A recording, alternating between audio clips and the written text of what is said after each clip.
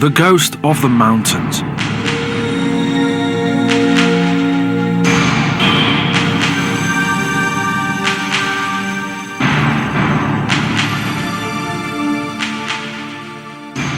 A ghost lives high up in the mountains of Central Asia.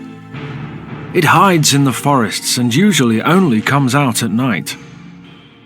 People rarely see it, but it leaves tracks in the snow. This isn't a real ghost. This is the snow leopard, a big cat that they call the ghost of the mountains. The snow leopard has thick fur with black spots on its head, body, and long tail. Its fur protects it from the freezing cold. Its spots help it hide from its prey.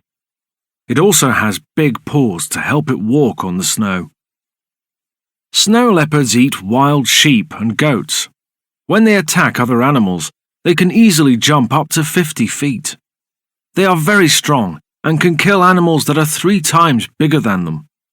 Luckily for us, they rarely attack humans. Sadly, the snow leopard is an endangered species. There are now only 4,080 to 6,590 of them. In Kazakhstan, there are fewer than 200. Let's hope that the snow leopard survives and doesn't become a real ghost of the mountains.